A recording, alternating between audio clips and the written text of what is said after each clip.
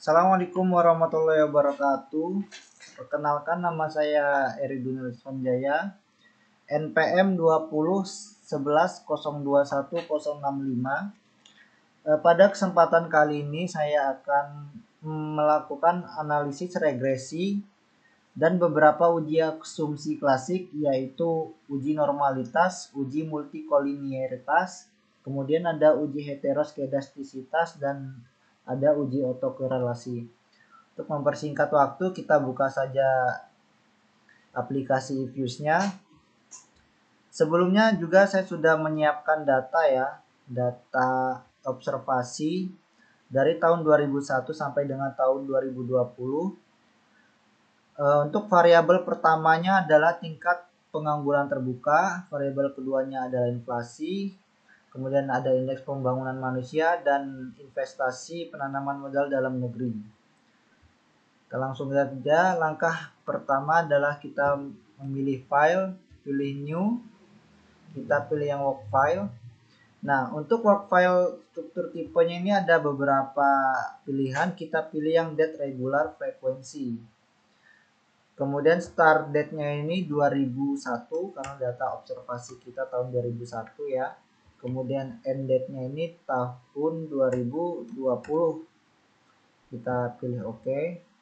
Nah, jika sudah seperti ini, kita pilih quick. Kita pilih yang empty group series.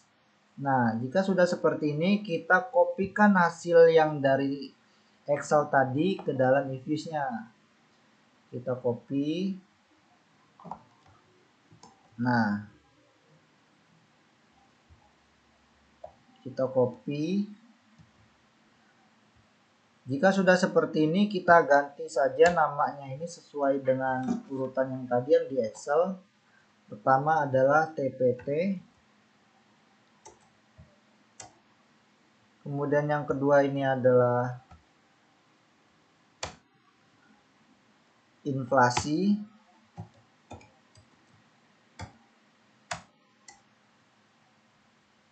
Kemudian yang ketiga ini ada IPM, indeks pembangunan manusia. Kemudian yang terakhir ini ada investasi PMDN.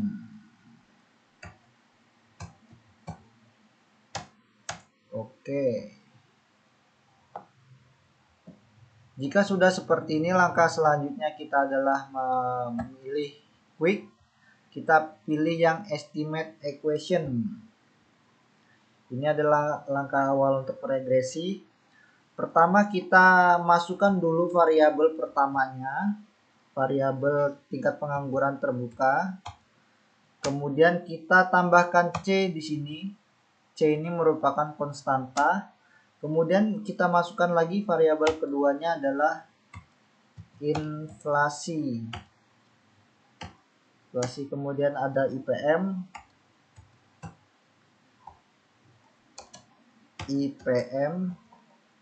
Kemudian jangan lupa kita di sini kita tambahkan log dalam kurung investasi PMDN. Tutup kurung. Kenapa kita menambahkan log? Karena pada investasi PMDN ini datanya tidak linear. Kemudian kita pilih OK saja. Nah, ini dia hasilnya. Hasil ini sudah saya kopikan ke dalam Word ya untuk melakukan analisisnya. Nah, ini dia hasil dari estimasi regresi menggunakan program eFuse.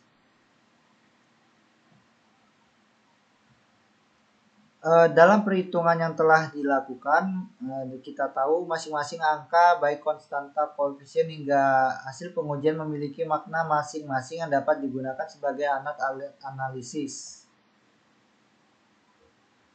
Bisa kita lihat di sini koefisiennya adalah 15.36411, inflasinya 0,033251, IPM-nya 0,1 125.801, Dan kita lihat di sini adalah investasinya minus, artinya investasi PMDN ini berpengaruh negatif terhadap tingkat pengangguran terbuka. Kemudian langkah selanjutnya, setelah kita melakukan regresi ini, kita pilih view.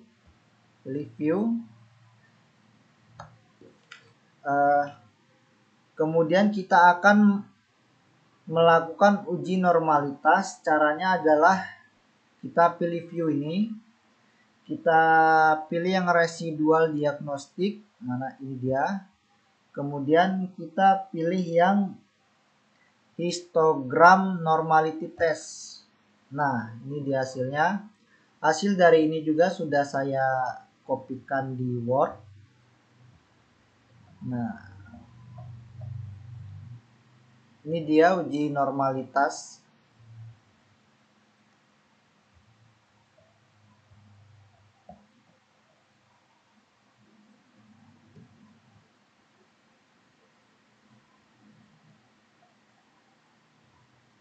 Nah, hipotesisnya adalah H0 data terdistribusi normal, HA data tidak terdistribusi normal.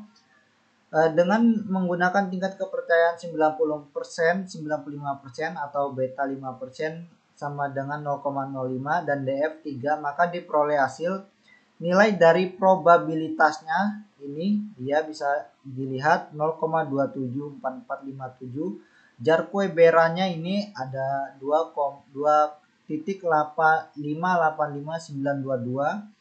Chi-square ini didapatkan dari tabel sebesar 7,81. Maka bisa kita lihat daerah keputusan uji normalitasnya ini adalah daerah penolakan HA. Pada hasil keputusan uji normalitas di atas ini diperoleh hasil Jarquebera J min B sebesar 2,585922, sedangkan nilai Chi-square yang sebesar 7,81, maka H0 diterima jika Jarquebera atau Chi statistik lebih kecil dibandingkan nilai dari Chi tabel dan menunjukkan bahwa data terdistribusi normal. Kemudian selanjutnya setelah kita melakukan uji normalitas, kita melakukan uji multikolinearitas.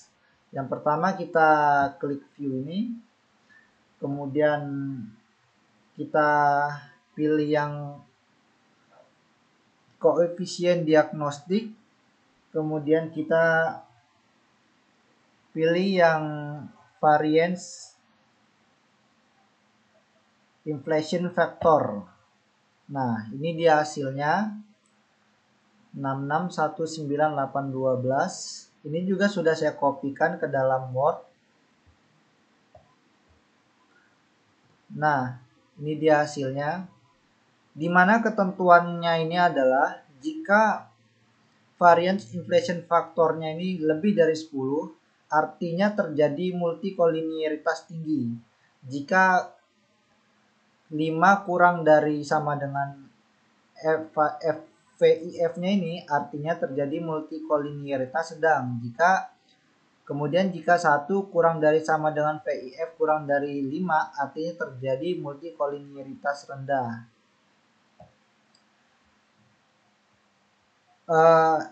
Berdasarkan hasil uji multikolinearitas di atas, kita dapat ketahui bahwa center VIF untuk variabel kurang dari 5 inflasi sama dengan 0,00049, artinya terjadi multikolinearitas rendah. Kemudian center VIF untuk variabel kurang dari 5 IPM 0,015 ini artinya terjadi multikolinearitas. Kemudian untuk variabel investasi PMDN sebesar 0,60754 ini artinya terjadi multikolinearitas. Kemudian selanjutnya adalah kita melakukan uji heteroskedastisitas. Uji heteroskedastisitas ini bertujuan untuk menguji apakah dalam model regresi terjadi ketidaksamaan varians dari residual suatu pengamatan ke pengamatan yang lain. Langkah awal kita pilih view, kita klik residual diagnostik, kita pilih yang heteroskedastisitas ini, kita pilih yang Bruce Pagan Godfrey ini ya, kemudian kita klik OK.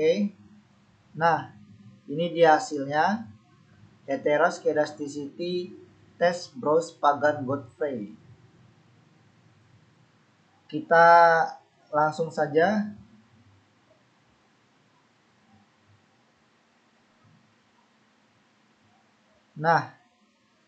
hipotesis yang digunakan dalam uji heteroskedastisitas adalah sebagai berikut, di mana H0 tidak ada masalah heteroskedastisitas, sedangkan HA-nya ada masalah heteroskedastisitas. Dengan menggunakan tingkat kepercayaan 95%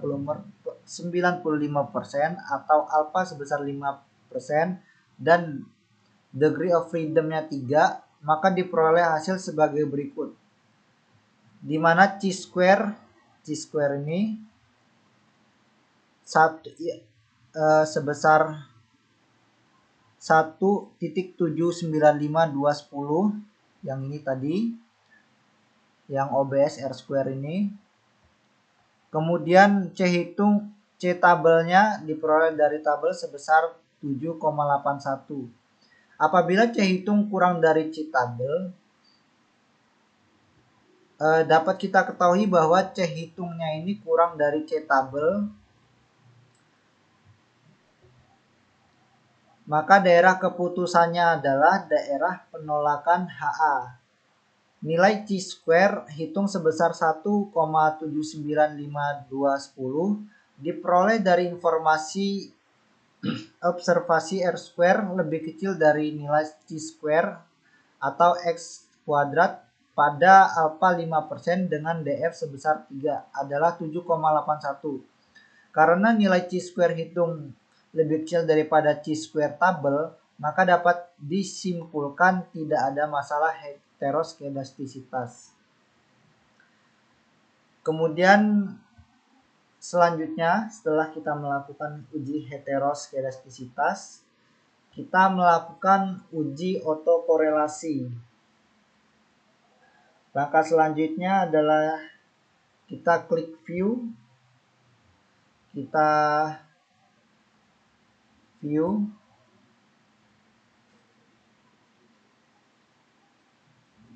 serial correlation, kita pilih serial correlation.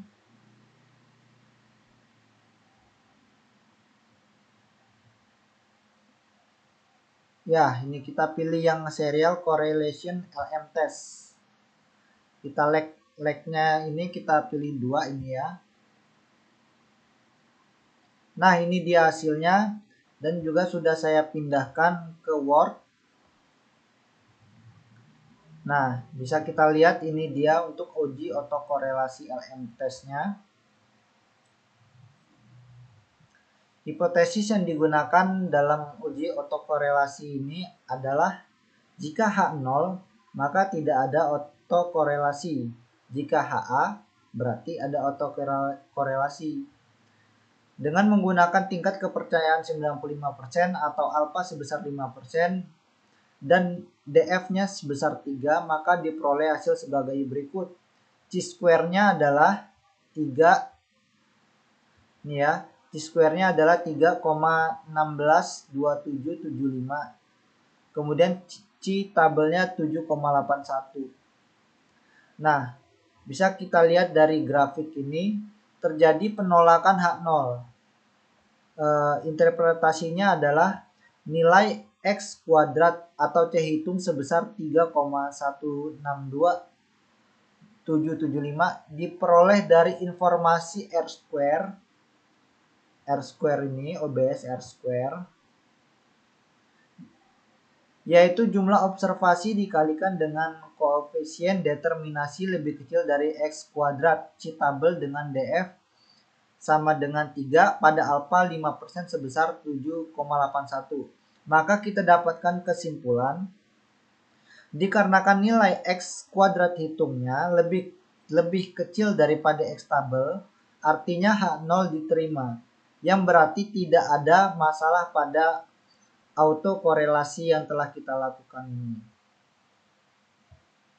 Oke, sekian saja mungkin itu yang dapat saya jelaskan. Apabila ada salah saya mohon maaf. Saya akhiri. Wassalamualaikum warahmatullahi wabarakatuh.